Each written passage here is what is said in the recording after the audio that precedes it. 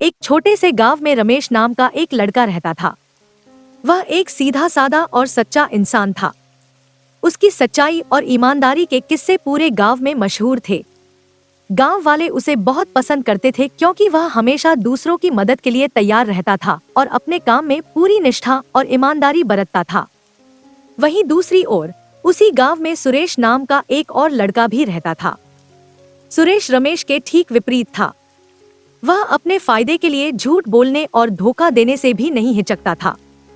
सुरेश को अपने झूठ बोलने में ही आनंद आता था और वह हमेशा यही सोचता था कि अपने स्वार्थ के लिए कुछ भी करना सही है। एक दिन गांव में एक बड़े जमींदार की हवेली में चोरी हो गई। जमींदार बहुत परेशान थे और उन्होंने घोषणा की कि जो भी चोर को पकड़वाने में मदद करेगा उसे बड़ा इनाम दिया जाएगा। सुरेश ने सोचा कि यह एक अच्छा मौका है रमेश को फंसाने का और खुद इनाम पाने का। उसने गांव वालों को जाकर कहा कि उसने रमेश को रात में जमींदार की हवेली के पास देखा था। गांव के लोग चौंक गए क्योंकि रमेश को तो सब सच्चा और ईमानदार मानते थे, लेकिन जब सुरेश ने कहा तो सबको शक हुआ। गांव के मुखिया ने फैसला किया कि इस मामले की जांच की जाएगी। रमेश से पूछताछ की गई और उसने सच्चाई से बताया कि वह उस रात अपने घर पर था। लेकिन सुरेश ने रमेश पर झूठे आरोप लगाए और बहुत से गांव वालों को विश्वास दिला दिया कि वही चोर है। रमेश बहुत दुखी हुआ, लेकिन उसने अपनी सच्चाई पर अडिग रहने का फैसला किया। वह जानता था कि सच्चाई को देर सवेर सामने आना ही होता है। कुछ दिनों बाद गांव में एक साधु आए और गांव वालों से कहने लगे कि उन्होंने एक सपना देखा है जिसमें चोर की पहचान हो गई है। साधु ने कहा कि जिस भी व्यक्ति ने चोरी की है वह इस पेड़ के पास आकर झूठ नहीं बोल पाएगा।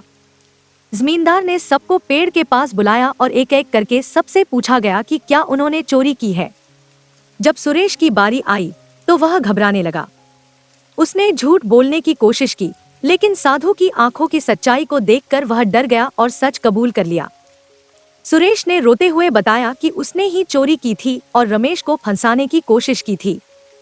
गांव वालों को समझ आ गया कि सच्चाई हमेशा सामने आती है और झूठ का मुंह काला होता है।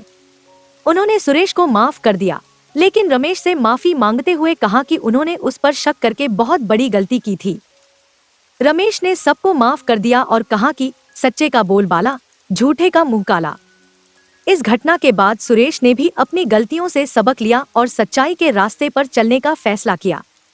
गांव वालों ने रमेश की सच्चाई और ईमानदारी को सलाम किया और पूरे गांव में रमेश का सम्मान और भी बढ़ गया। यह कहानी हमें सिखाती है कि चाहे कुछ भी हो जाए, सच्चाई की राह पर चलने वाला कभी हारता नहीं। सच्चाई की हमेशा जीत होती है और झूठ का अंत काले मुंह के साथ ही होता है। तो आपको हमारी आज की ये कहानी कैसे लगी, हमें कमेंट करके जरूर बताएं। अगर कहानी अच्छी लगी तो वीडियो को लाइक करें और अपने दोस्तों के साथ भी शेयर करें।